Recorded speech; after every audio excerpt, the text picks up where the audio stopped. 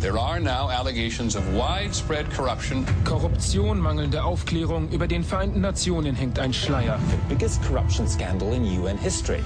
Jamais à l'ONU on n'avait connu un tel scandale. The scandal has spread to the United Nations itself. The UN of turning a blind eye to corruption. Un scandale, me dit-on. Une corruption à l'échelle planétaire. C'est le plus gros budget de l'histoire de l'ONU. Notre problème était comment dépenser l'argent assez vite. On crie au scandale à propos d'un programme humanitaire destiné à soulager la population irakienne soumise à un terrible embargo. Au départ, les sanctions étaient totales. Mais à quoi ça sert de faire mourir de faim des enfants irakiens? On me dit qu'il s'agit d'une corruption parfaitement orchestrée, qu'il s'agit d'un programme en trompe-l'œil, derrière lequel les prédateurs de la planète semblent avoir trouvé un formidable terrain de chasse. Le message qui était envoyé à ce réseau mondial d'hommes d'affaires et de diplomates était « La corruption, c'est pas grave, on fermera les yeux. Les pots de vin, c'est rien du tout, ça dérange personne à l'ONU. » Et pourtant, quand j'évoque le programme Pétrole contre nourriture, personne autour de moi ne semble s'en souvenir. On ne sait qui de l'indifférence ou de l'oubli l'emporte. Comment expliquer un tel silence, encore aujourd'hui, alors que les sommes détournées sont si colossales qu'elles paraissent appartenir à un monde virtuel? J'ai voulu chercher les responsables. Le régime irakien essayait de détourner une partie du programme à son profit. Savoir qui en a profité. Il a volé plus d'un demi-milliard de dollars pour le président russe, pour le premier comme pour le deuxième. Quels ont été les mécanismes de cette corruption? Ils apportaient et déposaient des centaines de milliers de dollars en liquide à l'ambassade d'Irak à Genève. Où en est-on aujourd'hui? Ce pétrole-là, c'est une malédiction beaucoup plus qu'une bénédiction. De continent en continent, je suis parti à la recherche des responsables et des témoins de ce scandale que l'on qualifie comme l'un des plus importants de tous les temps.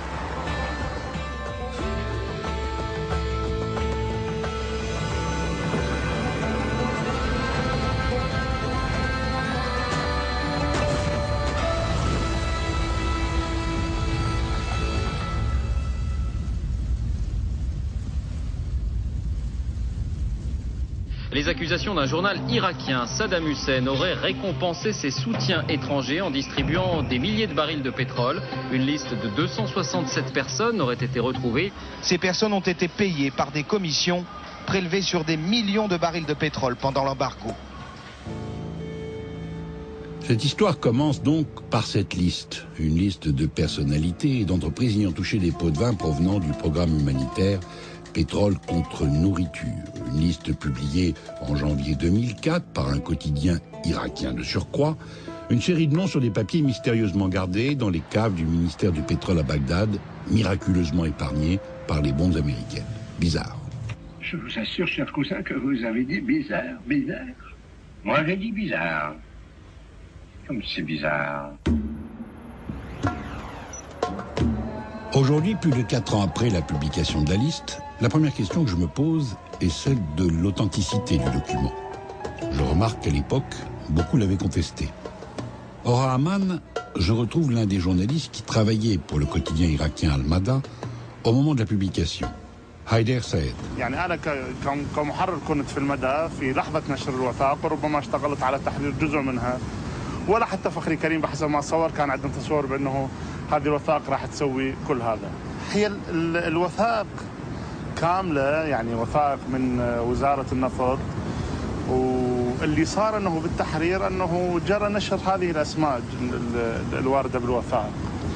بس يعني لازم نوضح يعني أنا شخصيا لازم تتوضح أعتقد بعض الأشياء. أولا أنه في ذيك الفترة في العراق يعني الأشهر 5 أو 6 الأولى أو حتى السنة بعد سقوط نظام صدام حسين كان هناك أشبه بكشف عن وثائق العهد السابق. يعني كان هناك حتى سوق لتداول الوثائق، وثائق المخابرات، وثائق الوزارات، وثائق ديوان الرئاسة، كل وثائق الدولة العراقية. Donc cette liste est bien authentique et met en cause 270 personnes et entreprises qui ont bénéficié des largesses du régime irakien. Largesses résultant du programme humanitaire mis en place par l'ONU en 1996, Pétrole contre nourriture, Oil for Food, programme qui permettait à l'Irak de vendre du pétrole et d'utiliser la recette de cette vente pour acheter des biens de première nécessité. La logique est de commencer cette enquête par le commencement sur les bords de l'East River, au quartier général des Nations Unies. Mais avant tout, un retour en arrière s'impose pour situer la toile de fond sur laquelle s'inscrit ce programme. Printemps 91, à la suite de la première guerre du Golfe, l'ONU décide de neutraliser Saddam Hussein en imposant un embargo à l'Irak. Le pays va le payer très cher. En l'espace de quelques mois, la situation humanitaire devient catastrophique, les infrastructures dans les transports et l'énergie sont dévastées, l'inflation est vertigineuse. This money and 2 kilo sugar. L'Irak sombre, faute de nourriture et de médicaments, la mortalité infantile augmente de façon dramatique, les images de ces enfants rachitiques font le tour de la planète. L'opinion publique s'en émeut, à une exception près, celle de Madeleine Albright, la secrétaire d'État américaine. I mean, that's more children than died in Hiroshima. And, you know, is the price worth it? I think this is a very hard choice, but we think the price is worth it. Phrase désastreuse. L'opinion publique se soulève contre l'injustice de l'embargo, les manifestations se multiplient, la pression médiatique se fait alors sentir et les représentants des pays membres de l'ONU parlent de plus en plus d'alléger les sanctions. Et il faut trouver un moyen d'aider les Irakiens. L'idée de créer un programme humanitaire naît dès 1991. Comment le programme a-t-il été conçu au départ? À l'ONU, c'est la question que je pose à Colin Lynch, correspondant au Washington Post, déjà en poste à cette époque. Au départ, on trouve un certain Oscar Wyatt. Il n'est pas très connu en dehors des États-Unis. C'est un négociant de pétrole texan à l'ancienne, un vrai dur à cuire. Il avait des liens avec Saddam Hussein depuis les années 70. Oscar Wyatt a très vite compris que ça lui donnerait une extraordinaire opportunité de retourner aux affaires. Lui qui n'avait plus le droit de faire des transactions pétrolières avec l'Irak. Il a d'abord contribué à générer un soutien politique en faveur de l'allègement des sanctions, puis il a tenté d'influer sur la façon dont le programme serait conçu. Il est extraordinaire de noter qu'un des anciens conseillers du président Kennedy, Ted Ranson, qui travaillait dans un cabinet d'avocats new-yorkais à l'époque, a été engagé par un assistant de M. Wyatt pour rédiger ce qui deviendrait la première mouture du programme Pétrole contre nourriture. J'invite le représentant de l'Irak à prendre place à la table du Conseil. Côté irakien, il y a un homme qui connaît ce programme mieux que personne, et pour cause. En 90-91, il était l'ambassadeur irakien aux Nations Unies, et c'est lui, Amir al-Ambari, qui a négocié le programme au nom de son pays. Pourquoi, à votre avis, a-t-il fallu si longtemps, de 91 à 96, pour mettre en place le programme Pétrole contre nourriture? Premièrement, il n'a pas été mis en place juste à la suite de la crise. Il n'a été mis en place, il n'a été voté que lorsque l'opinion publique mondiale a commencé à faire pression parce que les Irakiens mouraient de faim. Et deuxièmement, les dirigeants irakiens de l'époque ont hésité à accepter la résolution parce qu'ils se sont dit que s'ils acceptaient, alors l'Irak allait rester soumis à des sanctions, même si la population recevait de la nourriture et des médicaments. Le 20 mai 1996, après 5 ans de tractation, Saddam accepte donc enfin les conditions de l'ONU. Le Conseil de sécurité finalise la résolution 986 et signe le programme Pétrole contre nourriture, Oil for Food. Le principe est simple, l'Irak échange son pétrole contre des biens de première nécessité. The signature of the Memorandum of Understanding is a success. This resolution is based on one of the most important objectives of the United Nations, which is to alleviate the problem of poverty, and the poorest of the poor were suffering in Iraq. So it is a humanitarian resolution. And it's a great day for the United States because we were the authors of Resolution 986, We have made sure that the people of Iraq are assured of the proper provisions, but at the same time, the very tight sanctions regime that has been imposed upon Iraq remains in place. Une grande victoire américaine, c'est le moins qu'on puisse dire. Pétrole contre nourriture est par conséquent un programme humanitaire, conçu par le big business américain, financé par les Irakiens, entériné par le Conseil de sécurité de l'ONU. Alors comment fonctionne Pétrole contre nourriture précisément? Sous le contrôle de l'ONU, les Irakiens vendent leur pétrole. Mais les compagnies pétrolières ne les payent pas directement. Elles versent l'argent sur un compte ouvert par l'ONU à la BNP Paribas. Un compte bloqué et géré par l'ONU. Cet argent peut être utilisé par l'Irak uniquement pour acheter de la nourriture et des médicaments. Tous les contrats de vente de pétrole ou d'achat de nourriture doivent être approuvés par le Conseil de sécurité. L'ampleur du programme oblige l'ONU à créer une administration spéciale pour le gérer, l'OIP, The Office of Iraqi Program, le bureau responsable du programme humanitaire en Irak. À sa tête est nommé un des secrétaires adjoints de l'organisation, Benon Sevan, chypriote. Il connaît bien l'Irak et particulièrement Tarek Aziz et Saddam Hussein. L'OIP devient très vite un État dans l'État. Et en guise de chef de cabinet, Benon Sevan engage un jeune homme de 24 ans à l'époque, Michael Soussan. Il a été au cœur du programme dès sa mise en place. C'est le plus gros budget de l'histoire de l'ONU pour une opération humanitaire. Notre problème était comment dépenser l'argent assez vite, alors que d'habitude, les programmes humanitaires sont plutôt à court de fonds. Les chiffres dans lesquels on parlait, de milliards de dollars par phase de vente de pétrole, ce qu'il y avait dans les comptes gérés par BNP Paribas au nom de l'ONU, était 10 fois plus, si ce n'est plus, que le budget lui-même de l'organisation, qui est un budget de 2 milliards de dollars. Pétrole contre nourriture était au départ un programme prévu à courte échéance. 3 phases de 6 mois renouvelables, il y en aura 13, soit presque 7 ans. La vente de pétrole va générer sur cette période 64 milliards de dollars. L'OIP, qui gère le programme, est organisé en 2 pôles. Le premier supervise les ventes de pétrole. Le second passe au crible les contrats des biens de première nécessité. Darko Vosibob, serbe, est l'un des superviseurs du pôle contrat. Le programme s'est poursuivi pendant 13 phases et n'a cessé de croître en taille et en complexité. Des secteurs étaient sans cesse ajoutés et des secteurs de plus en plus complexes. Électricité, assainissement de l'eau, enseignement supérieur. L'OIP voyait passer des contrats de dizaines de millions de dollars pour des centrales électriques.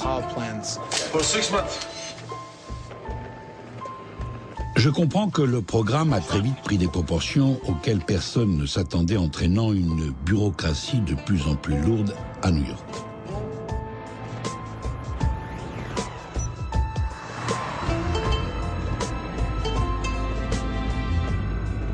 Sur le terrain, ce sont des fonctionnaires de l'ONU qui supervisaient le programme. Avec à leur tête Hans von Sponeck, un diplomate allemand qui a fait toute sa carrière au sein de l'organisation et dont les états de service en Afrique comme en Asie sont irréprochables. Je vais à sa rencontre au sud-ouest de l'Allemagne où il s'est retiré. J'ai discuté avec tous mes collègues de l'ONU et tous, ils disaient la même chose. Nous étions face à une énorme tâche humanitaire avec un soutien et un financement complètement inadaptés et avec une affreuse bureaucratisation des termes selon lesquels l'approvisionnement soi-disant humanitaire pouvait entrer en Irak.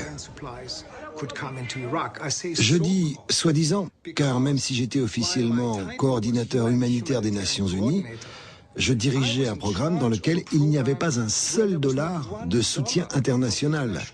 Tout était financé par les Irakiens eux-mêmes, via le pétrole qu'on les autorisait à vendre. Alors, qu'est-ce qu'il y avait d'humanitaire là-dedans? Première nuance d'importance, c'est l'Irak elle-même qui finance son propre programme humanitaire. C'est la première fois, depuis sa création, après la Deuxième Guerre mondiale, que l'ONU gère un programme d'aide dont elle n'est pas à l'origine du budget. Comment les Irakiens vivent le programme pétrole contre nourriture? Retour à Amman, en Jordanie, où réside aujourd'hui une forte colonie d'Irakiens, dont certains ont occupé des postes importants sous le régime de Saddam Hussein. Parmi eux, un personnage clé de cette histoire, Dia al-Baka. C'est lui qui, à l'époque, dirige la SOMO, la Compagnie nationale des pétroles irakiens. C'est dire la puissance qui a été la sienne. Il accepte de me recevoir. Au début, le programme devait venir en aide au peuple irakien pendant 6 mois. Il devait être renouvelé tous les 6 mois. Et tous les 6 mois, on se disait, finissons la première phase.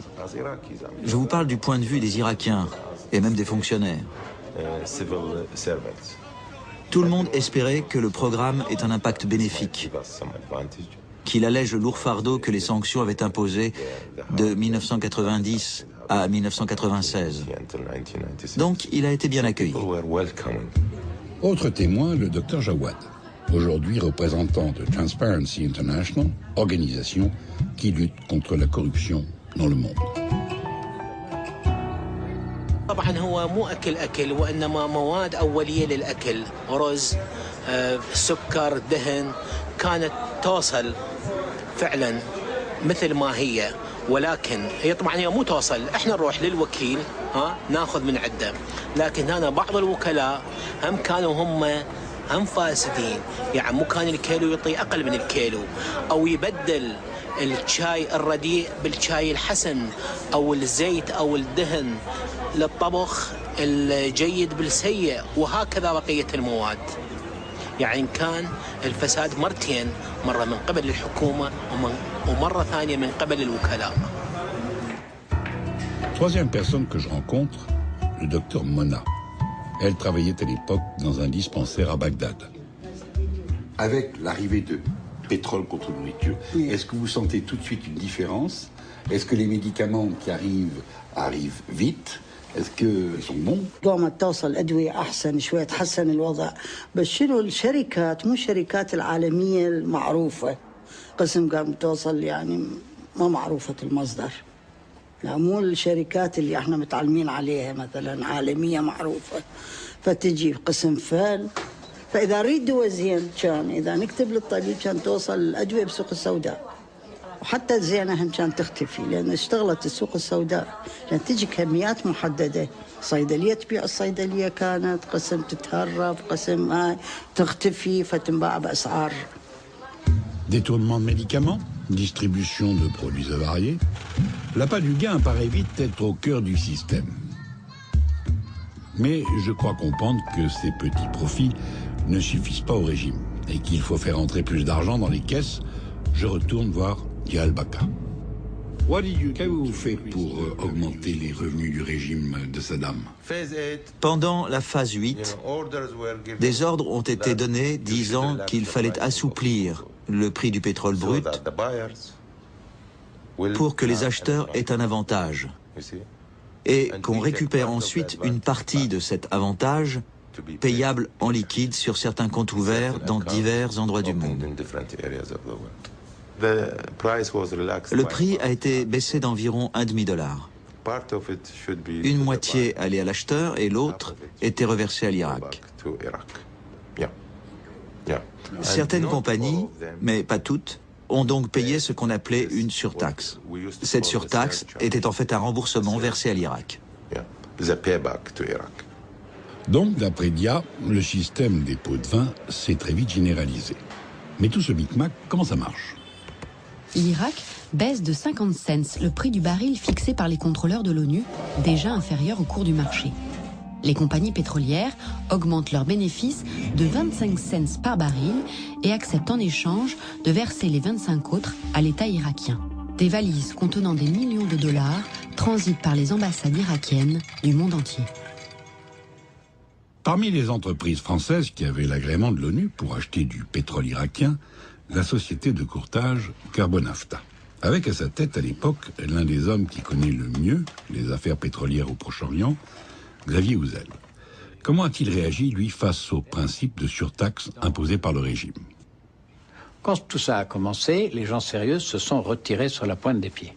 Donc, on a vu des quantités d'aventuriers prendre la place des majors, la mauvaise monnaie chassant la bonne, des sociétés créées la veille aux îles Caïmans ou au Liechtenstein, vous parliez de la Suisse, qui n'existaient pas et qui sont devenues des compagnies pétrolières soudain, et qui ont trouvé des traders moins regardants qui ont fait tous ces enlèvements. Et ce pétrole, cet or noir, si vous voulez, s'est trouvé blanchi à partir du moment où, une fois chargé, il était remis en vente sur le marché libre. Autour de 1999-2000, il y a eu un tournant au niveau pétrolier. Des surtaxes illégales et des pots de vin ont commencé à être imposés de façon systématique. Tout à coup, toutes les grandes compagnies qui traitaient avec l'Irak ont cessé de le faire. Et des dizaines d'entreprises dont personne n'avait entendu parler sont apparues. En fait, les grandes compagnies avaient engagé ces entreprises pour masquer le fait qu'elles continuaient à acheter du pétrole irakien. Tout le monde à l'ONU savait que ces entreprises n'étaient que des sociétés écrans, mais il n'y avait aucune volonté réelle au sein du Conseil de sécurité de faire changer les choses.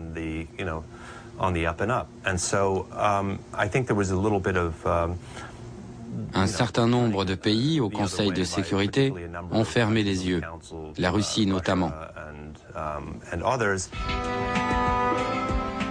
Les Russes, précisément, je découvre qu'ils sont très présents dans ce programme. Je vois que, dès le départ, l'ONU a nommé 4 experts pour fixer officiellement chaque jour le prix du baril irakien dans le cadre du programme.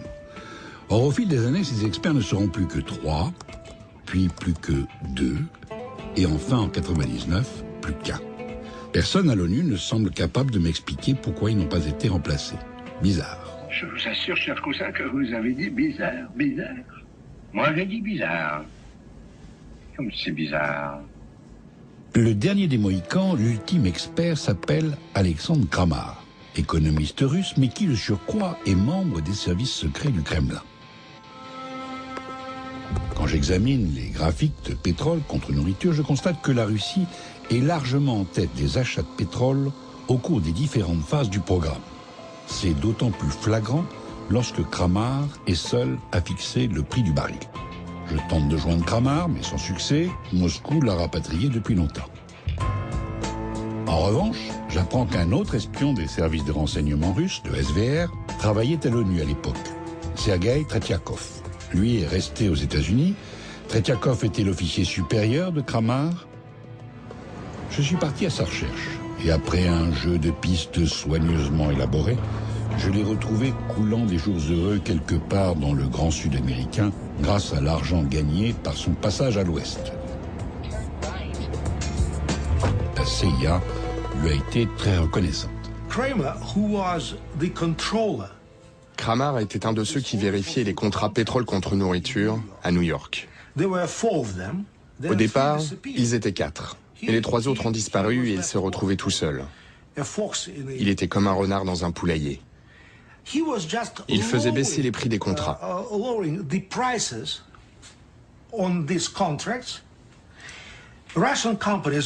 Les compagnies russes achetaient du pétrole irakien très bon marché et le revendaient immédiatement très cher à des compagnies occidentales. Je n'arrive pas à comprendre comment les autorités de l'ONU ont pu ne rien voir. Kramar ne faisait que vérifier. Il n'était pas à la tête du programme. Mais tout le monde s'en fichait. Moi, bien sûr, j'étais déçu. J'étais un officier de renseignement de profession. Je n'avais aucune envie d'avoir un voleur sous mes ordres. Kramar n'est pas quelqu'un qui venait du privé. C'est par le gouvernement qu'il avait été placé là, et c'est pour le gouvernement qu'il volait de l'argent. Qui en a profité, à votre avis? À mon avis, de nombreux politiciens russes, y compris probablement le président Poutine. Il a donc été très utile. Tout à fait. Et c'est pour cela qu'il voulait qu'il soit là. Et ça a très bien réussi. Ça a très bien réussi, oui. Je ne peux pas vous dire exactement combien d'argent il a gagné pour le président russe, pour le premier comme pour le deuxième, ou pour tel ou tel politicien russe. Mais il est clair qu'il a volé plus d'un demi-milliard de dollars. C'est mucho dinero. C'est un sacré paquet de fric. À ce stade, sur la partie pétrole du programme, si je comprends bien, 25 cents par baril, ça fait 229 millions de dollars de pots de vin versés à Saddam Hussein et son entourage. Plus de 190 millions d'euros, une somme rondelette. Le trafic de pétrole à des fins financières est une chose, mais c'est également une arme diplomatique. Or, Saddam a besoin d'alliés pour plaider sa cause et obtenir la fin des sanctions. Le dictateur a compris qu'il pouvait se lancer dans un trafic d'influence en faisant profiter de la manne pétrolière les amis de l'Irak. C'est dans un café parisien que je rencontre un grand ami de l'Irak, précisément, Gilles Munier. Il m'explique comment fonctionnait cet échange de bons procédés. Tout ce que vous demandaient les Irakiens, c'était d'avoir une activité. Ils ne faisaient pas ça pour vos beaux yeux. Ils vous demandaient d'avoir une activité politique en faveur de l'Irak pour faire lever l'embargo. Il y avait une réunion qui s'appelait la conférence de Bagdad, tous les 6 mois à Bagdad, présidée par Tariq Aziz, où il y avait là plus de 250 personnes, ou des 250 qui sont sur cette fameuse liste, qui venaient rendre compte de leurs activités et présenter pour les 6 mois suivants les activités qu'elles allaient développer. Donc ces activités, il fallait bien les financer. Et donc il fallait les récompenser, effectivement, il fallait les aider. Les récompenser, il fallait financer. Je me rappelle avoir posé la question à Al-Baka, qui lui avait une vision de l'intérieur du système. Beaucoup de gens ont commencé à arriver. Des gens influents, des figures politiques, ou bien des journalistes étrangers, des gens politiquement influents dans d'autres pays du monde. Et ils recevaient une allocation de pétrole brut. Eux, c'est-à-dire de la part de Saddam. On recevait un ordre du gouvernement allouant, disons, 2 millions de barils à cette personne. Ensuite, cette personne allait essayer de vendre ce volume à un utilisateur final, à une compagnie pétrolière internationale ou à un négociant en pétrole. Et nous, on prenait quelques cents par baril pour allouer telle quantité à telle raffinerie. J'en déduis qu'un certain nombre de personnes ont accepté de jouer le jeu et donc bénéficier des coupons de pétrole. C'est dans ce cadre qu'en France, par exemple, une instruction est ouverte, entre autres, contre Charles Pasqua et Jean-Bernard Mérimée, l'ancien ambassadeur de France à l'ONU. Tous refusent de s'exprimer, sauf Gilles Munier. Son association figure sur la liste Al-Mada. Aujourd'hui, il est mis en examen. Je suis allé voir Tariq Aziz. Est-ce que je peux vous présenter une société française qui souhaiterait retirer du pétrole en Irak? Il m'a dit, pourquoi pas, faites-le. Mais il me dit, au préalable, il faudrait que cette société française, d'abord, soit sérieuse, bien sûr, qu'ensuite, elle ait l'autorisation du ministère des Affaires étrangères français, du ministère de la Défense français, et ensuite, quel est le quitus des Nations Unies. C'est-à-dire que sinon, les Irakiens ne pouvaient absolument signer rien du tout avec ces sociétés-là. Donc cette société a effectué toutes ces démarches et passé par tous ces filtres-là avant d'arriver à Bagdad, où là, elle a signé un premier contrat avec la SOMO. Mais il n'y a jamais eu de document signé entre moi et eux, ni entre moi et les Irakiens. Mais à titre personnel, vous avez perçu quelque chose? À titre personnel, j'ai rien perçu. Mon association a perçu, bien sûr, quelque chose, parce que l'objectif, c'était l'association. Et là, l'association reçoit.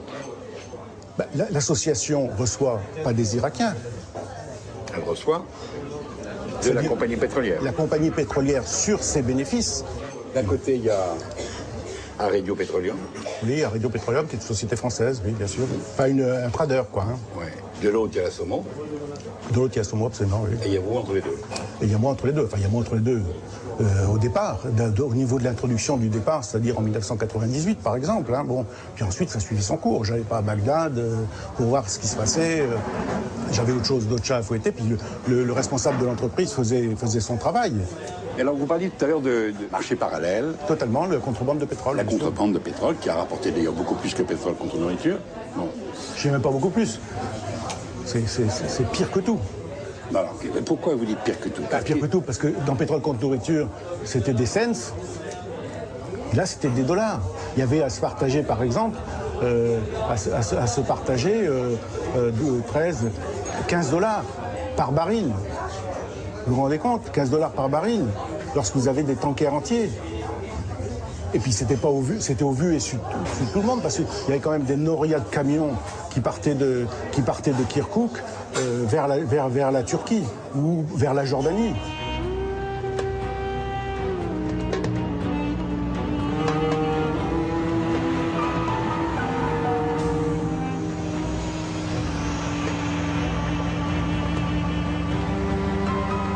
Eh oui, dès la fin de la première guerre du Golfe en 91, le régime de Saddam organise une contrebande d'État de son pétrole, en direction de la Turquie, de la Syrie, des Émirats et surtout de la Jordanie.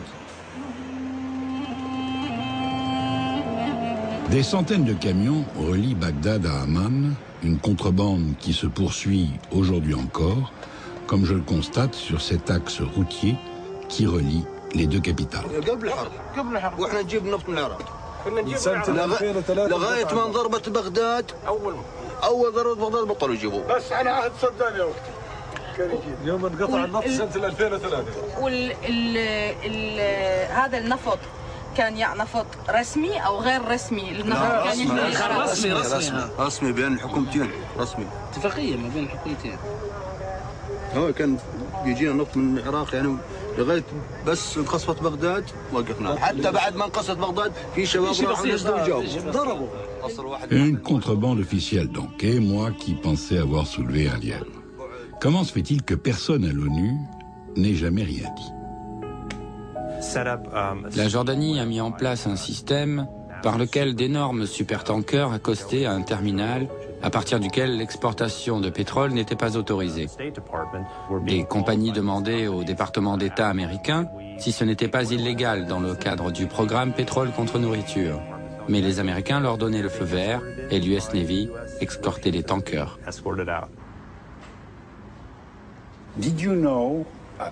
Saviez-vous à cette époque que Saddam Hussein et d'autres avaient organisé une fraude via la Jordanie ou la Turquie?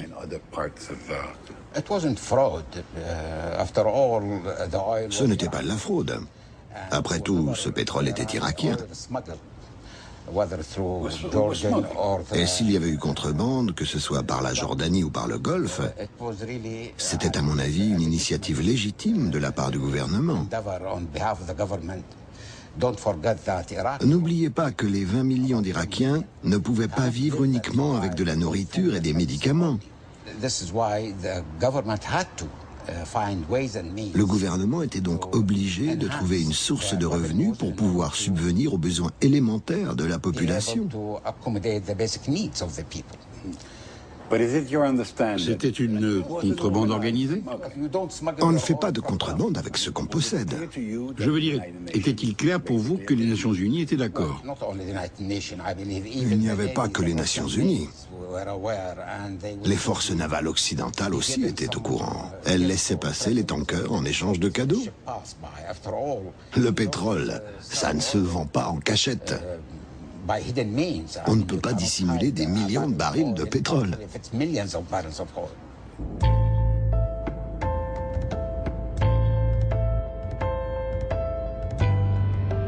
millions de barils de pétrole? Mais alors le volume de la contrebande était considérable.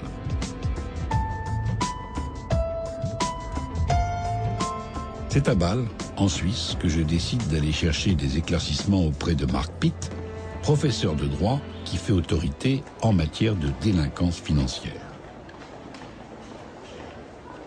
On est arrivé à la conclusion que les chiffres de la contrebande de pétrole pendant ces 13 années atteignent ou dépassent les 10 milliards de dollars. Que ce soit par la route, par la mer ou par oléoduc. Ce chiffre dépasse largement celui des paiements illégaux. Donc, en plus des 229 millions de paiements illégaux, viennent s'ajouter 10 milliards de contrebande, rien que ça. Revenons à pétrole contre nourriture. Pendant toute la durée du programme, 64 milliards de dollars résultant de la vente de pétrole irakien sont venus s'entasser sur un compte ouvert par l'ONU à la BNP Paribas. Or, cette banque ne figure pas dans la liste des établissements financiers proposés par l'ONU au moment de la négociation du programme. Comment la BNP Paribas a-t-elle été finalement choisie? J'appelle à droite à gauche, c'est l'amnésie ou le silence. Aux Nations Unies, personne ne semble s'en souvenir. Les dirigeants de l'époque sont en prison ou ont été exécutés. Et je ne surprends personne en précisant que la BNP ne souhaite pas s'exprimer.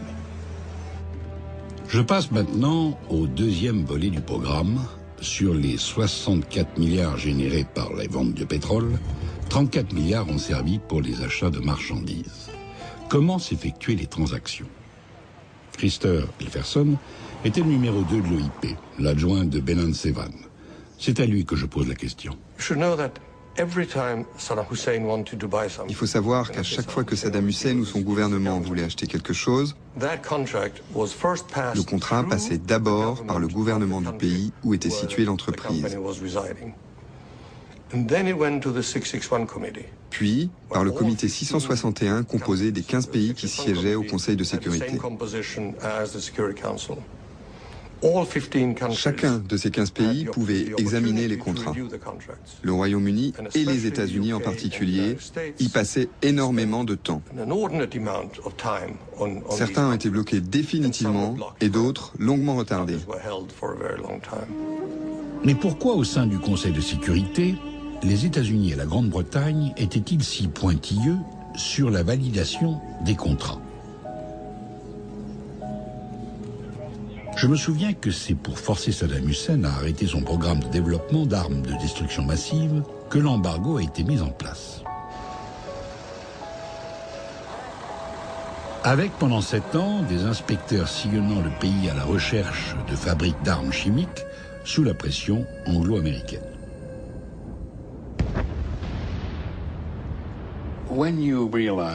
Quand vous vous êtes rendu compte que le Conseil de sécurité retardait beaucoup de contrats, quelle a été votre réaction? Nous étions scandalisés. Rendez-vous compte, on négociait une phase de 6 mois du programme pétrole contre nourriture. La livraison des marchandises qui manquaient à la population prenait un temps fou.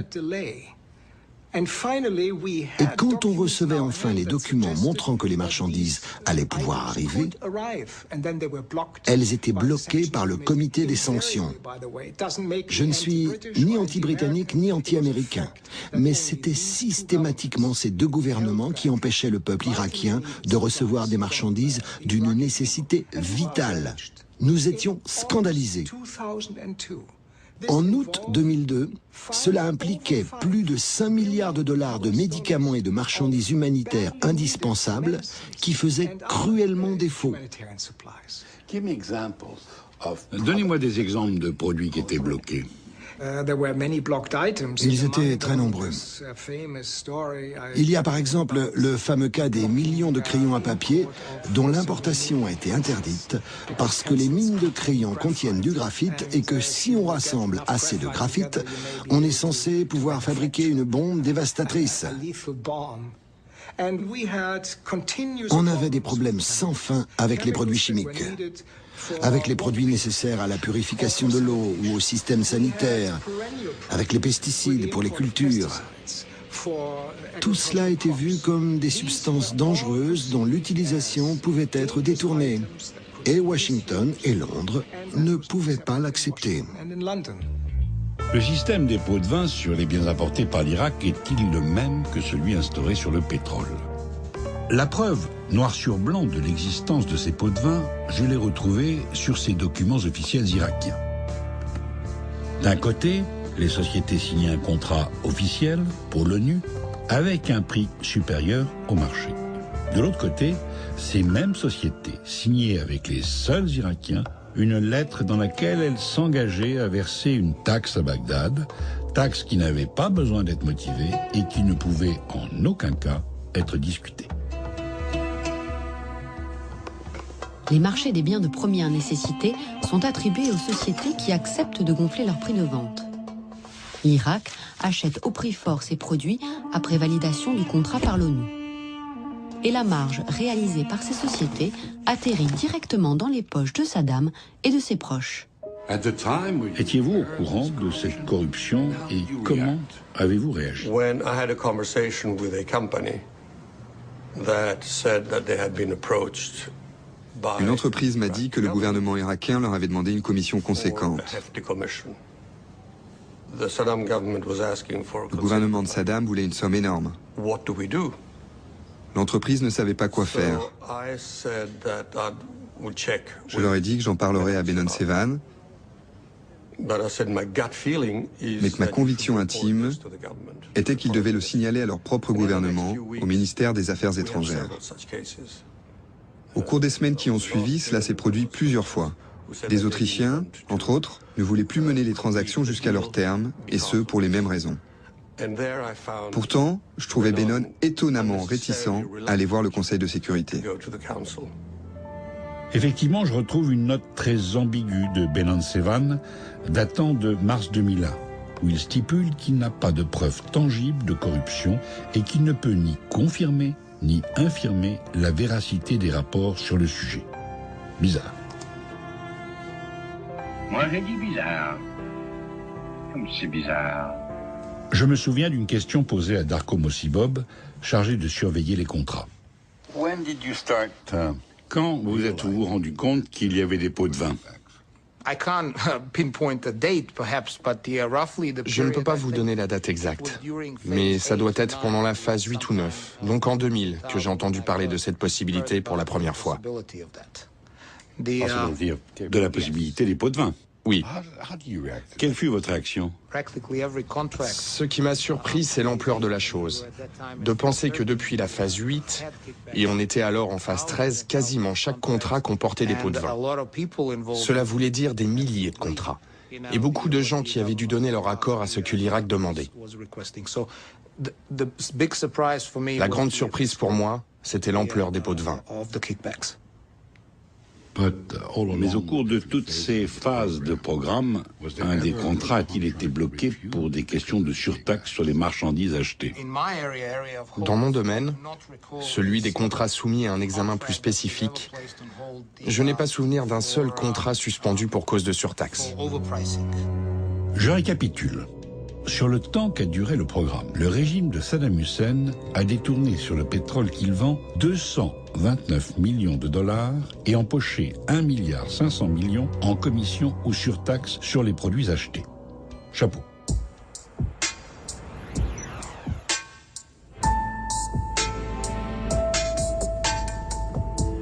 Et qui sont les grands bénéficiaires de cette fraude? Toutes les entreprises et personnalités qui ont profité du programme, bien sûr. Évidemment, Saddam Hussein lui-même et les centaines de membres du parti Baas qui formaient sa cour. Une cour qui coule des jours heureux sur le golfe Persique, dans cette ville de Dubaï. J'y retrouve notamment un jeune baron du régime, Mohamed Awad, qui était aussi l'ami d'Uday, le fils assassiné de Saddam Hussein.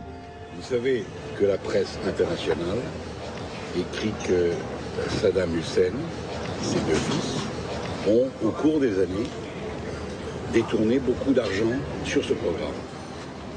كل ما طرح عن وسائل الإعلام بأنه وجود أموال لصدام حسين أو أبنائه خارج البلد وعقارات خارج البلد ما لها أي صحة.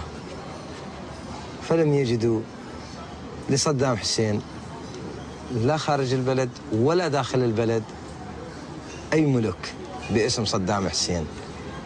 ولكن الفساد داخل العراق لم يكن هناك فساد داخل العراق. وخاصة بهذا الموضوع كون العراق لن يستلم دولار واحد من تلك المذكرة التي كانت تطلق عليها النفط مقابل الغذاء والدواء. ورا دخول الأمريكان لبغداد ورا سقوط بغداد أخذوا غراضهم ومشوا وطلعوا جنط كاملة بها دولارات. صحيح صحيح. حصلت هذه الحالات انه بلد فوضى، فميزانية الدولة بأكملها أصبحت لدى أشخاص. هاي اللي أنت حضرتك تعنيها، لأنه انسرقت خرجت من البلد، من العراق، ولكن مبالغ مذكرة التفاهم انسرقت بالطريقة اللي تحدثنا عنها، طريقة فتح الاعتمادات وفتح الودائع الموجودة عن طريق بنوك وشركات كبرى. هذا اللي حصل. لكن نعم، في أشخاص خرجوا من العراق وبحوزتهم ملايين من الدولارات، لكن تسأليني عن أسمائهم ما أقدر أقول لك يعني من هم. Des Irakiens qui se sont enrichis, mais un Saddam Hussein vertueux, difficile à imaginer. Je rencontre un autre témoin de ces années-là, aujourd'hui chercheur au CNRS, Hosham Dawod. On dit à cette époque que pendant cette période d'embargo, Saddam Hussein a gagné beaucoup d'argent et que la population n'a pas vu grand-chose. Ça, c'est aussi vrai. L'objectif numéro 1, c'était de pouvoir de rester sur place, de survivre politiquement. La distribution de l'argent parmi ses relatifs, ça devenait primordial. Parmi ses subordonnés, très important. Ça devenait quelque chose pour acheter la dignitaire, pour acheter la structure tribale, acheter dans le sens l'allégeance, la subordination. Aussi leur dévouement au pouvoir. Quand la presse dit « tout ça a servi à bâtir des palais et à mener une vie de débauche », je ne partage pas cet avis. Saddam a certes fait bâtir des palais et sa famille et lui avaient effectivement un train de vie extravagant, mais une grande partie de cet argent a servi à l'administration du pays.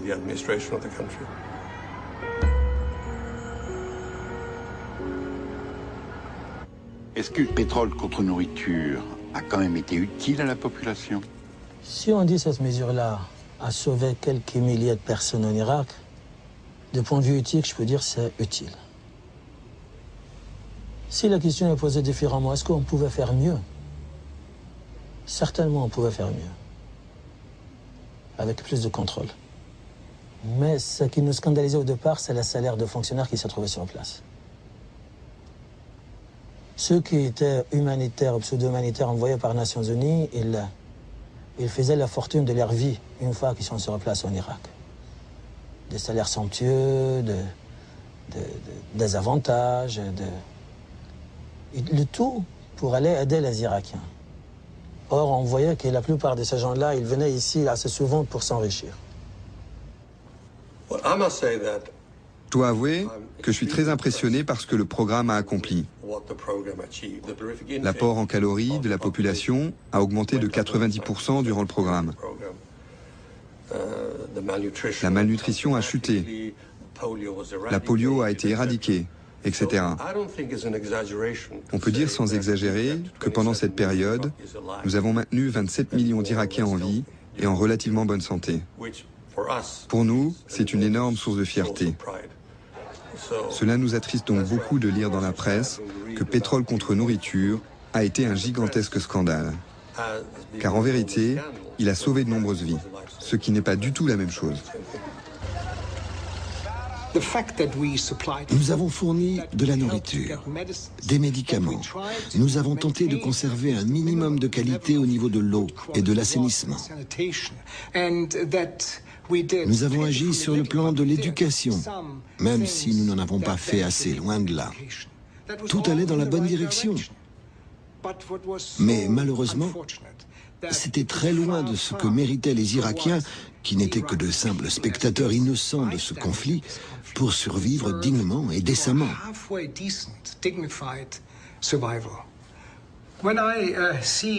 Les médias internationaux de nos jours commencent souvent leurs articles en faisant référence au scandale pétrole contre nourriture.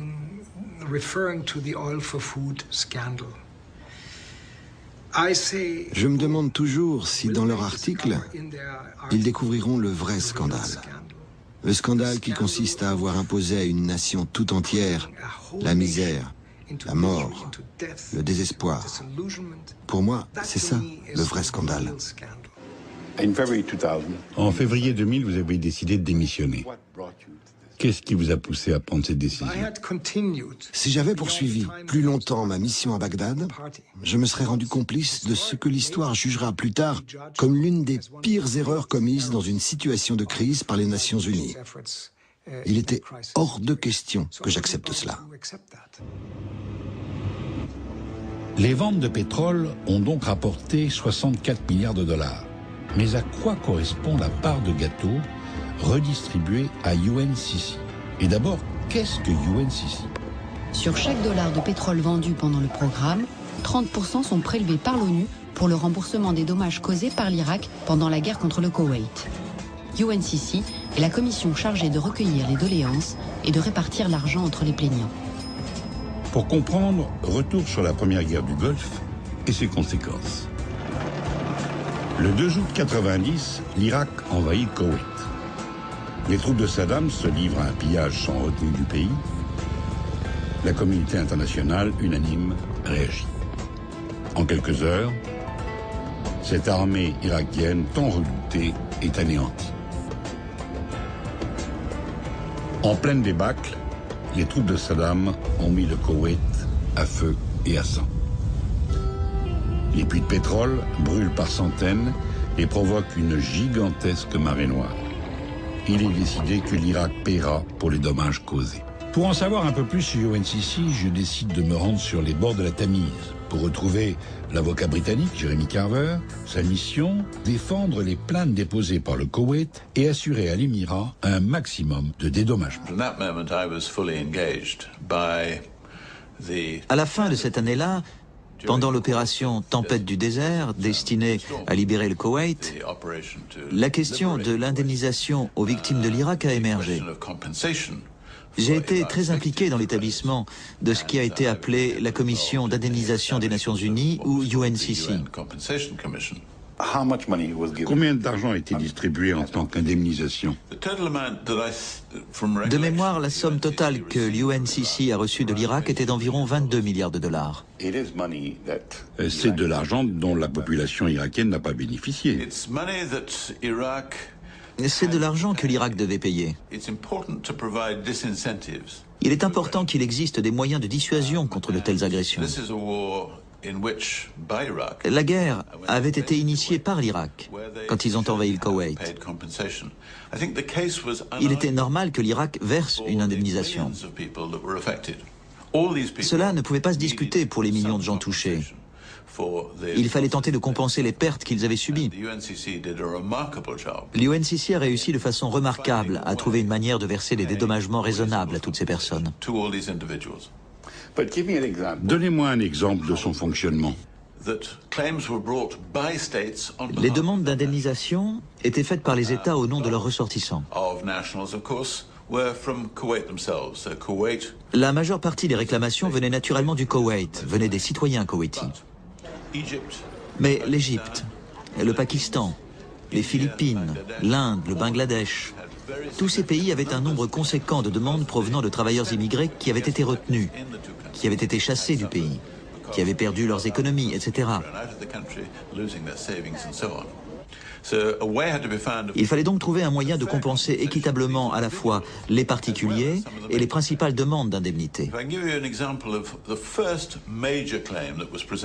J'ai par exemple présenté la première réclamation majeure au nom de la Kuwait Petroleum Corporation pour les coûts engendrés par l'extinction des incendies. La somme totale réclamée pour cela était de 950 millions de dollars.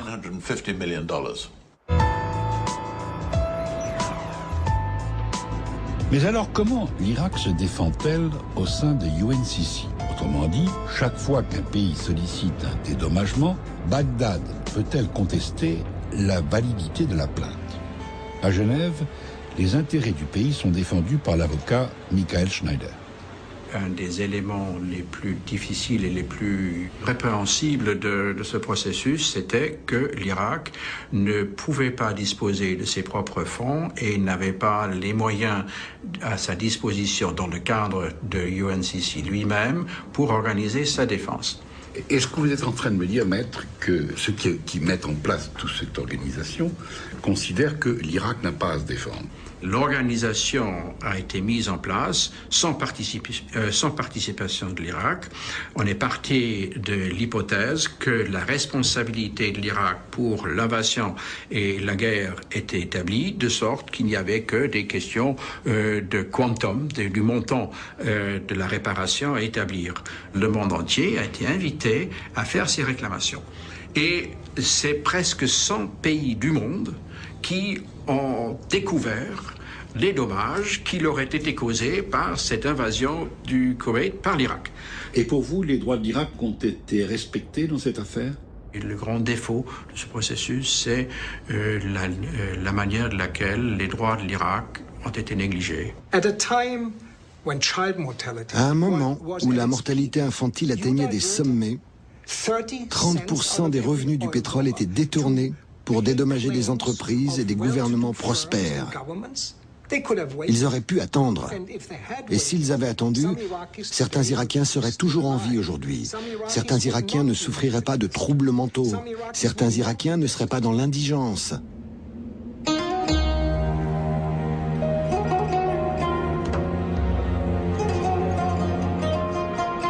C'est sur les bords du lac Léman, dans l'ancien édifice de la Société des Nations, aujourd'hui quartier général des Nations Unies en Europe, que se situe le siège de UNCC. Je m'y suis rendu, mais personne n'a souhaité me répondre. Pourquoi? La traditionnelle discrétion suisse fait des émules auprès des membres de l'UNCC, ou bien cette commission a-t-elle des choses à cacher? Une des rares journalistes à avoir obtenu d'assister à une séance de l'UNCC s'appelle Naomi Klein, une Canadienne célèbre pour ses prises de position altermondialistes qu'elle a largement développées dans ses livres. Vous n'aviez pas besoin de prouver que votre magasin avait été bombardé ou détruit pendant l'invasion du Koweït par les Irakiens. Vous pouviez vous contenter de créer une situation hypothétique. Si l'Irak n'avait pas envahi le Koweït et si pendant ce temps-là, vous aviez continué à faire des affaires normalement, vous auriez gagné tant d'argent. Donc, l'Irak devait vous verser cette somme.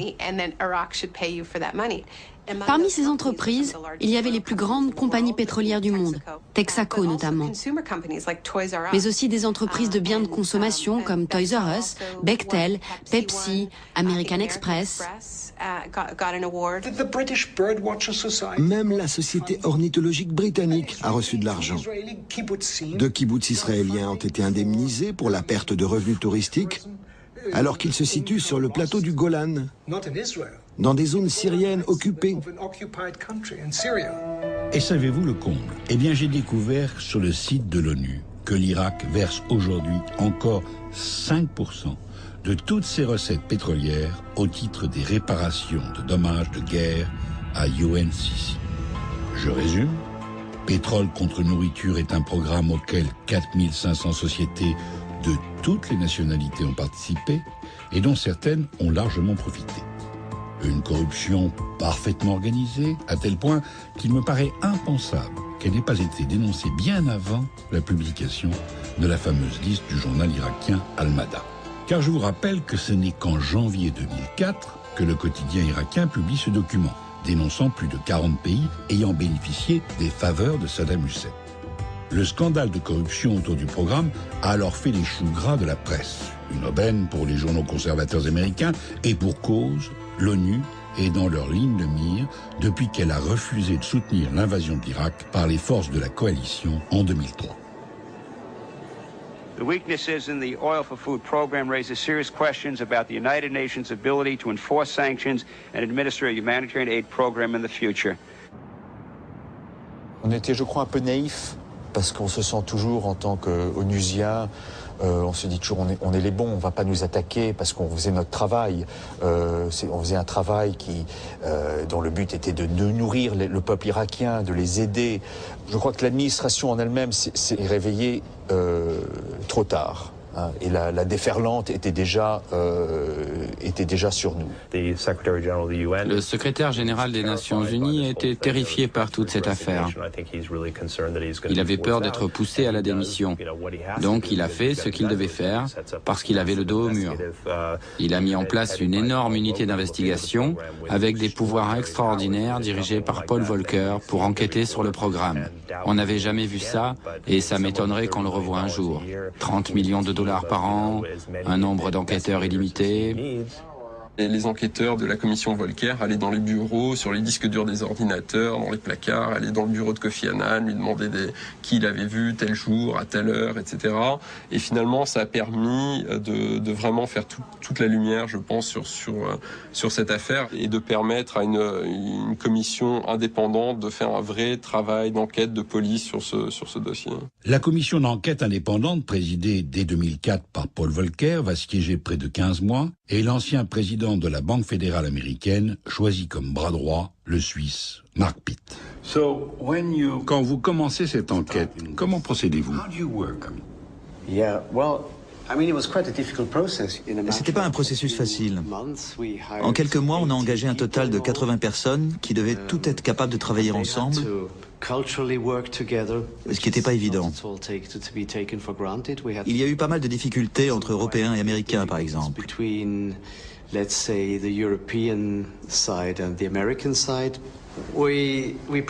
On n'a probablement pas eu accès à toutes les informations, c'est clair. On a eu environ 12 millions de documents.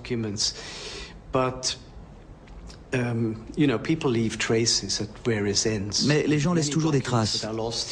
Et on a retrouvé par d'autres biais de nombreux documents qui nous manquaient. Je m'intéressais particulièrement à la façon de soudoyer.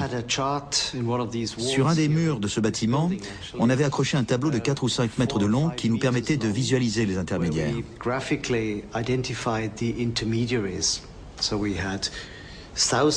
Il y avait des milliers de transactions, des centaines d'unités effectuant des versements illégaux. Mais il était intéressant de constater que malgré cela, il n'y avait en fait que quelques dizaines d'intermédiaires. Notre immense diagramme traçait des liens qui nous ont permis d'identifier les points centraux, les personnes qui rendaient tout cela possible. J'ai pu en déduire la manière dont fonctionne la corruption de façon plus générale dans le monde entier.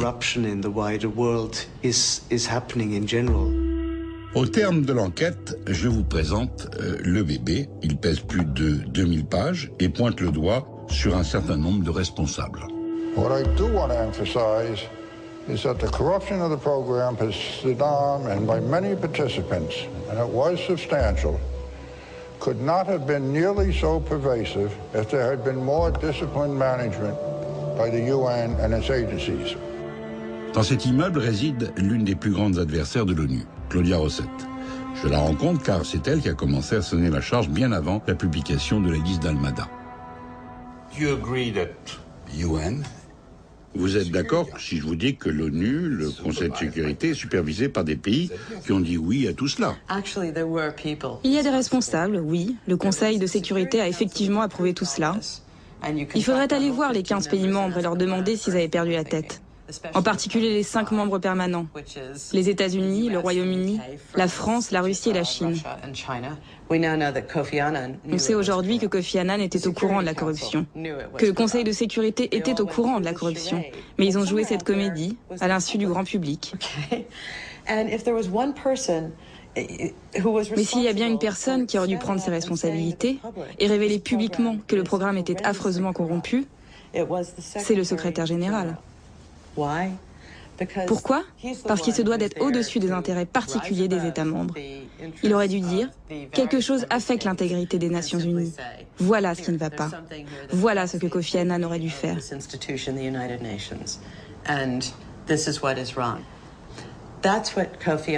C'était de sa responsabilité. Il aurait dû prendre les choses en main. S'il y avait quelqu'un qui devait s'occuper de cette patate chaude, c'était lui. As Chief Administrative Officer, I have to take responsibility for the findings revealed, both in the implementation of the program and more generally in the functioning of the Secretariat. When you look back Si on repense au nombre de personnes qui étaient au courant des pratiques de corruption, tant dans l'exportation du pétrole que dans l'importation des marchandises humanitaires, il y avait l'ensemble du personnel et de la direction de l'ONU, l'ensemble du Conseil de sécurité, les médias, les correspondants pétroliers qui couvraient la vente du pétrole irakien en négociant étaient au courant.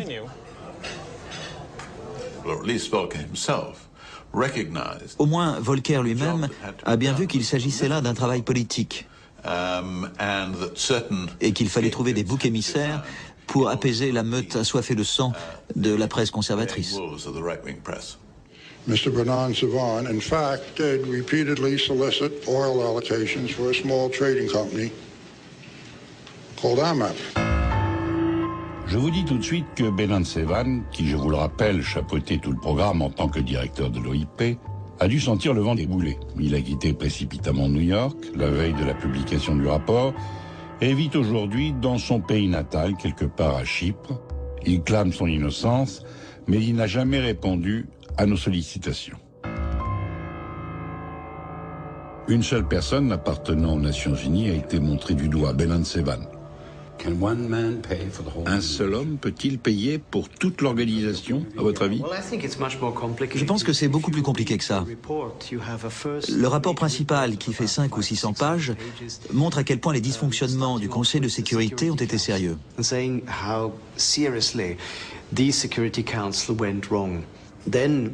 Ensuite, on passe toute l'institution en revue et on montre comment certaines personnes ont commis de graves erreurs de gestion. Et il y a aussi les 2800 entreprises dont on a découvert qu'elles faisaient des versements illégaux. Parmi toute cette corruption, y a-t-il un ou deux exemples qui vous aient particulièrement choqué? Il y a un très bon exemple que l'on a examiné en détail. Ce sont les versements effectués par la compagnie pétrolière Glencore. C'est une société de négoce en pétrole. Oui, c'est une société de négoce. Glencore est basée à Zug. C'est une société au chiffre d'affaires gigantesque. On a trouvé des traces écrites indiscutables. Une autre question à se poser est que savaient véritablement les gens de la compagnie? Glencore dit qu'ils ignoraient que leurs intermédiaires faisaient des versements illégaux. Mais ce qui est intéressant, c'est de voir à quel moment un versement est effectué à un intermédiaire et de constater ensuite ce que cet intermédiaire fait le lendemain, si vous voulez. Eh bien, soit il vire immédiatement 3/4 de l'argent directement à la Banque centrale irakienne, soit il apporte et dépose des centaines de milliers de dollars en liquide à l'ambassade d'Irak à Genève.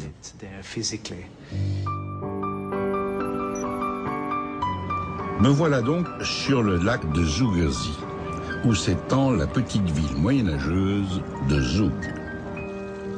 Cité modeste, mais rien qu'en apparence. Car ces vieux murs abritent un nombre de milliardaires impressionnant au mètre carré. C'est là que se trouve le siège de la première société suisse, par son chiffre d'affaires, Glencore, spécialisée dans le négoce des matières premières et surtout celui du pétrole. Société qui ne tient pas à communiquer sur le sujet. Mais devant des entreprises aussi discrètes, comment la justice helvétique s'y est-elle prise pour entamer des poursuites? C'est le procureur général en charge du dossier, Claude Nicati, qui m'a donné la réponse. Elles n'ont pas voulu mal faire, si je puis dire. Elles n'ont pas voulu crassement violer les lois existantes. Elles ont voulu faire du commerce et peut-être ont dépassé quelque peu les limites qui étaient fixées. Donc elles avaient, pour certaines, tout intérêt à démontrer que, en fait, elles avaient bien fait. Oui, peut-être, il y a eu des surcharges qui ont été payées, mais en fait, ça correspondait, c'est une argumentation que nous avons souvent entendue, ça correspondait au daily business. C'était usuel de payer quelques francs de plus. Et de toute façon, si c'est pas elles qui avaient payé ces quelques francs de plus, ces surcharges, ça aurait été une autre entreprise qui aurait eu le contrat. Donc c'est pour ça que les entreprises ont, de manière très aimable, si je peux utiliser cette expression, collaboré avec nous. Et avec le raccord, nous avons ensuite déféré le dossier à une autorité de jugement cantonal. C'est une particularité en Suisse qui nous permettait d'avoir une condamnation sans comparution publique, uniquement sur la base d'une ordonnance pénale qui satisfaisait à la fois la personne condamnée, qui évitait la publicité, et nous-mêmes, ça permettait de liquider un dossier. En échange de la grande discrétion de la justice suisse, ces sociétés ont payé des amendes avoisinant les 12 millions d'euros.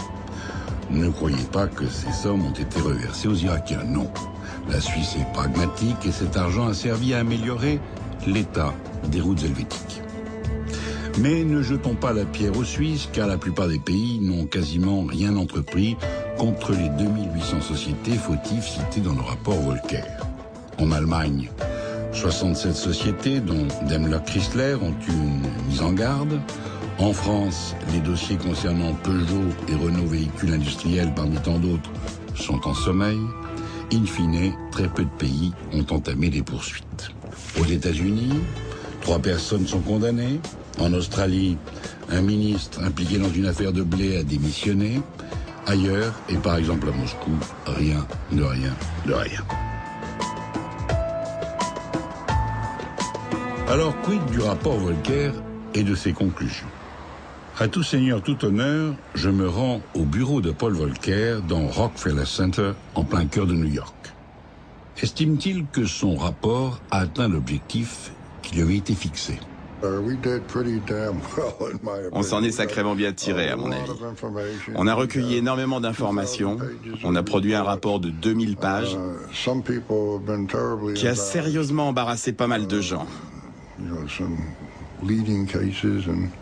Il y a eu des procès marquants en Australie, en Inde, en France, un jour, j'espère. Au Royaume-Uni, aux États-Unis. Est-ce qu'on a refusé de nous répondre en Russie? Tout à fait. Est-ce qu'on a refusé de nous répondre en Chine? Là, pour le coup, on n'a même pas essayé. On savait que ça ne mènerait à rien. Une vingtaine de milliards de dollars a été versée comme compensation à la suite de la première guerre du Golfe. Cet argent provenait de pétrole contre nourriture. Visiblement, vous avez obtenu peu de détails à ce sujet. On n'a pas fait de recherche là-dessus. Je ne me souviens pas des circonstances précises. Il y a eu une enquête interne, c'est sûr. Mais ce n'est pas un domaine dans lequel on a fait des recherches approfondies. Ils vous ont tenu à l'écart. Il paraît qu'ils n'avaient aucune envie d'une enquête. Ils ont dit que ce n'était pas de notre sort. Ils étaient réticents, oui. Je ne me souviens plus très bien. On n'a pas fait de recherche approfondie à ce sujet. Voilà plus de 20 milliards de dollars sur lesquels la commission n'a jamais enquêté. Bizarre. Moi, j'ai dit bizarre. Comme c'est bizarre. Vous avez reçu environ 35 millions de dollars du fameux compte bloqué pour mener cette enquête. Pensez-vous honnêtement que cela les valait? Oui, je pense que ça les valait. Les Nations Unies étaient la cible de toutes sortes d'accusations très graves aux États-Unis et ailleurs, qui portaient préjudice à la confiance dans l'organisation. Une enquête était nécessaire. J'espère sincèrement qu'en tirant la sonnette d'alarme, nous pourrions contribuer à un meilleur fonctionnement de l'organisation. Vous trouvez normal que ce soit de l'argent irakien qui ait financé cette enquête? Pardonnez-moi de le dire, mais je pense que cette enquête a bénéficié aux Irakiens.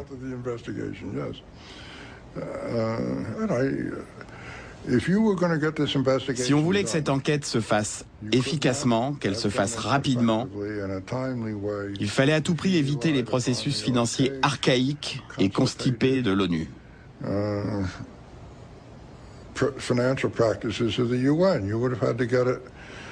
Il aurait fallu passer par de longs débats à l'Assemblée générale, où certains pays ne voulaient pas de cette enquête.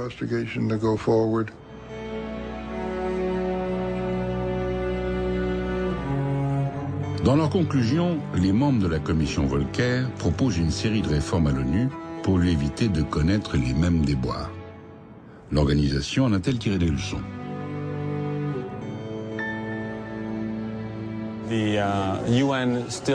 L'ONU aujourd'hui n'a toujours pas à rendre compte, car les responsabilités sont si largement partagées entre les États, l'organisation, les agences, etc., que personne ne prend les choses en main. On se refile la patate chaude indéfiniment. Personne n'assume véritablement ses responsabilités. Le message qui était envoyé à ce réseau mondial d'hommes d'affaires, de diplomates, de participants à ce programme était: la corruption, c'est pas grave, on fermera les yeux. Les pots de vin, c'est rien du tout, ça dérange personne à l'ONU. On va regarder ailleurs, on va étouffer l'affaire, on va tourner la page et on dira que c'est pour le bien de l'humanité. Il y a eu des changements mineurs, mais la complète réorganisation qui serait nécessaire pour rendre cette institution véritablement crédible n'a toujours pas eu lieu. Mais vous l'expliquez comment? Eh bien, c'est une institution gigantesque. Beaucoup de gens ont intérêt à empêcher tout changement. Il y a beaucoup de bureaucrates satisfaits de leur poste qui n'ont aucune envie de retourner dans leur pays d'origine. Il est plus important pour eux de s'accrocher à un boulot plutôt que de faire ce boulot. Il y a une logique inhérente à cette énorme institution qui la rend inefficace. Je ne suis pas en train de dire que c'est une mauvaise institution, elle est nécessaire, mais elle est extrêmement inefficace. Il y a beaucoup de gaspillage. En fait, je me rends compte que l'ensemble du programme ressemble un peu à un puzzle. 2 milliards par-ci, 20 milliards par-là, et brusquement une pièce qui manque. Elle vaut à elle seule 9 milliards de dollars, 9 milliards restant de la vente du pétrole, une somme qui appartient aux Irakiens. N'oubliez pas qu'en 2003, les forces de la coalition envahissent l'Irak. Saddam est destitué. Très vite, un organisme est mis en place pour diriger le pays occupé, le CPA, l'autorité provisoire de la coalition. À sa tête, le diplomate Paul Bremer. Le programme pétrole contre nourriture prend fin, mais il reste des fonds sur le compte de l'Irak à la BNP Paribas. Plus de 9 milliards de dollars qui sont transférés à la demande des États-Unis et avec l'accord de l'ONU, de la BNP à la Réserve fédérale de New York. Que sont devenus ces 9 milliards? Jim Steele, journaliste d'investigation pour le magazine Vanity Fair, me livre les conclusions de son enquête. Il y a eu un total de 21 chargements en 13 mois. 12 milliards de dollars sont chargés dans des camions remorques banalisés. On scelle les portes. Les camions quittent l'entrepôt de la réserve de la Banque fédérale à New York, prennent tranquillement l'autoroute du New Jersey, un des axes routiers les plus fréquentés des États-Unis, et font 4 heures de route au milieu des voitures, des poids lourds, des bus, jusqu'à la base aérienne Andrews, tout près de Washington. Là, on enlève les scellés sur les portes des camions, l'argent est déchargé, recompté par des fonctionnaires du Trésor, remis en liasse, emballé sous film plastique et chargé dans un avion cargo à destination de Bagdad. On estime que 9 des 12 milliards transportés par avion durant cette période de 13 mois ont tout simplement disparu. Au début, on avait l'impression que les forces de la coalition dépensaient de l'argent de leur propre poche, que ce soit pour remettre en état l'industrie du pétrole ou pour payer les salaires. Tout le monde avait cette impression. Mais j'ai découvert ensuite que ce n'était pas la vérité. C'était faux. Cet argent était à nous. Mais ils avaient accès à cet argent et ils pouvaient le dépenser à leur guise. Mais comment une telle somme a-t-elle pu disparaître? Je me souviens que le Congrès américain a posé la question à Paul Bremer, proconsul, responsable des opérations sur place. The numbers are so large that it doesn't seem possible that they're true. Who in their right mind would send 360 tons of cash into a war zone? But that's exactly what our government did. Ideally, we would have liked to put those records straight before paying the salaries and pensions. But as often in Iraq, the ideal collided with the harsh realities on the ground. We simply could not delay paying salaries and pensions. Delay would have been demoralizing and unfair to the millions of Iraqi families, and it might well have exacerbated danger to the American soldiers on the ground. Une partie en cash aurait servi à payer les salaires des fonctionnaires irakiens. Parmi les témoins de la période Paul Bremer, l'un de ses bras droits, Frank Willis. Il est à l'époque le conseiller du ministre du Transport irakien, autant dire qu'il était le ministre des Transports. Il y avait de l'argent américain partout, plein de billets de $100 tout neufs. C'était le Far West. Un capitaine de l'armée de l'air était régulièrement chargé d'aller au sous-sol du palais, où se trouvait notre QG, pour retirer de grosses sommes d'argent liquide, qu'il mettait littéralement dans un sac.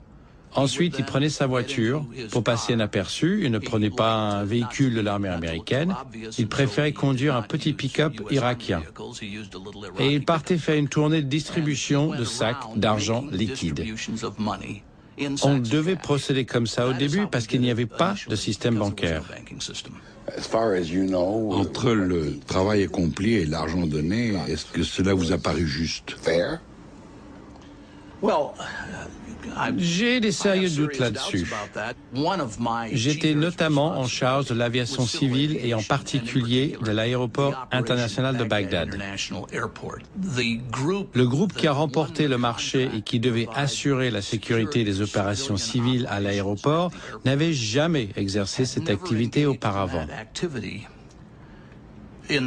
Pire, cette compagnie, qui s'appelle Custer Battles, a été créée après l'obtention du contrat pour assurer la sécurité, tout en n'ayant, selon moi, aucune expérience en la matière. Donc, que ce soit les termes du contrat ou son attribution, tout ça sentait mauvais. C'est une société dirigée par deux types très jeunes, Custer et Battles. L'un des deux est un ancien agent de la CIA.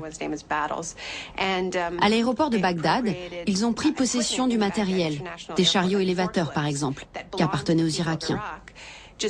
Ils les ont repeints et ils ont facturé aux CPA la valeur de ces chariots, qu'ils avaient en fait volés au peuple irakien. Un jour, notre fameux capitaine est descendu au sous-sol avec une brouette. Il a retiré $2 millions et il les a apportés dans mon bureau. Et j'ai appelé Custer Battles et je leur ai suggéré d'amener un gros sac de jute pour emporter leurs $2 millions. Il y a une photo de moi devant ces $2 millions. Ils étaient en coupure de $100, emballés dans du plastique sous vide par bloc de $100 000. On appelait ça une brique. On a joué au football américain avec les briques avant que Custer Battles ne vienne les chercher. Tout était en liquide. Je n'avais jamais vu $2 millions en liquide de ma vie. Ça fait quoi de jouer au football américain avec 2 millions? Ça, c'était grisant, grisant. Vous avez fait ça parce que c'était grisant? Devant tout cet argent, on se dit, est-ce que quelqu'un s'en apercevrait si je mettais une brique dans ma poche et que je me barrais avec? Et vous pensez que certains ont été tentés? Pas mal de gens ont succombé à la tentation de prendre cet argent et sont partis les poches pleines. Il y a donc eu une enquête sur cette fraude avérée. Des gens ont tiré la sonnette d'alarme. Et un tribunal américain a jugé qu'ils étaient coupables de fraude à l'encontre du gouvernement américain.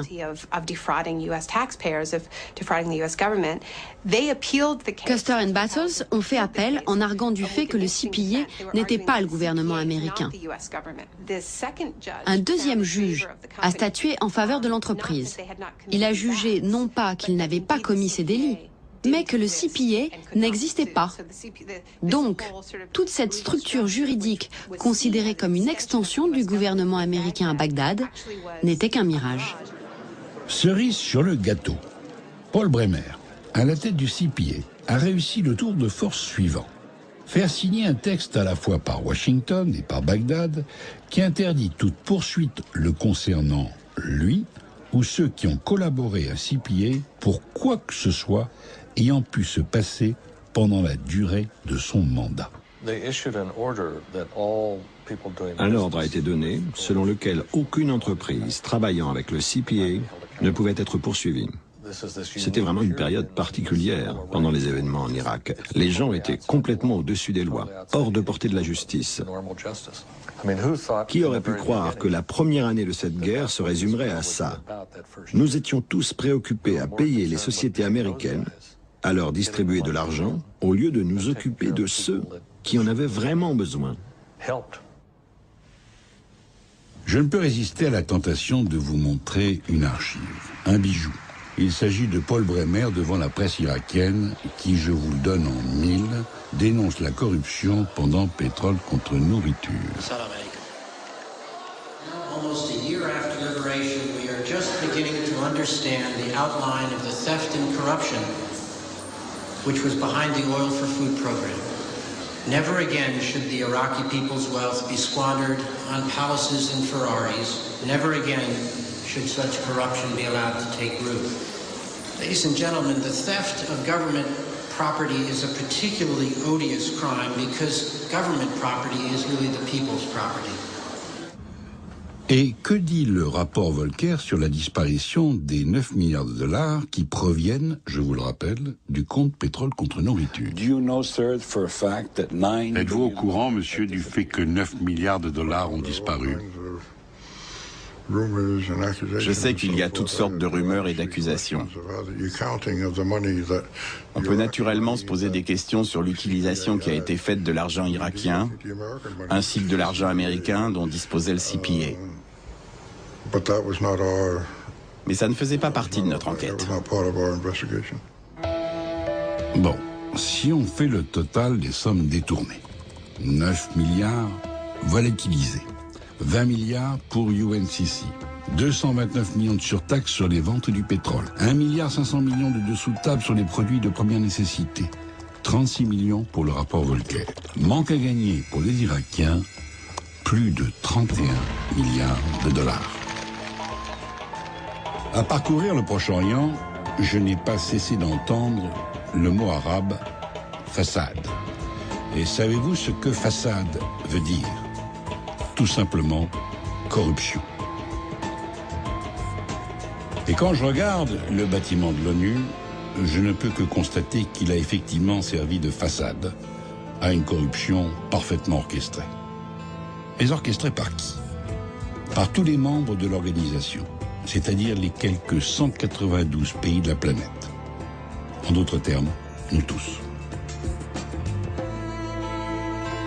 D'une certaine manière, l'ONU a été blâmée parfois pour les erreurs des États membres, c'est-à-dire c'est les pays du Conseil de sécurité qui ont mis au point ce programme, ce sont ces pays-là qui ont décidé de ces règles, ce sont ces pays-là qui ont accepté finalement de donner à Saddam Hussein la possibilité de choisir les pays auxquels il vendait du pétrole, de choisir les pays auxquels il achetait des biens humanitaires. De choisir sa banque. De choisir sa banque. Et donc finalement, tous les problèmes qu'a connu le programme ensuite en germe existaient dès sa mise en place par le Conseil de sécurité. C'est aussi les 15 membres du Conseil de sécurité qui le géraient, qui décidaient de quel contrat passer, quel contrat était bloqué. Et donc finalement, c'est l'ONU, le secrétariat général de l'ONU, Kofi Annan à l'époque, qui a été le plus montré du doigt, alors que sans doute les États avaient une part de responsabilité très importante qu'ils n'ont pas entièrement assumée. Devant le petit hôtel où je résidais, il y avait un jeune mendiant. J'avais en quelque sorte fini par adopter ce petit garçon. Puis est arrivé le moment où j'ai quitté Bagdad. La voiture a fait 50 mètres et on a pris sur la droite. Et le petit garçon était là, au coin de la rue. Je me suis arrêté, je suis descendu de voiture, il s'est avancé vers moi et tout à coup, il s'est caché le visage dans les mains et il s'est mis à pleurer. Moi aussi j'étais en larmes. Car cet enfant représentait pour moi tout ce qui aurait pu être évité dans cette tragique affaire gérée de façon si déplorable par les Nations Unies. Je me demande ce que ce petit garçon est devenu. J'espère qu'il va bien. Et aujourd'hui, on ne parle plus d'ailleurs de démocratie et de droits de l'homme. On parle, est-il possible de stabiliser la situation? Est-il possible d'avoir un consensus entre les Irakiens autour d'une forme de pouvoir? Est-il concevable de créer une dynamique politique? Est-ce que l'Irak vivra?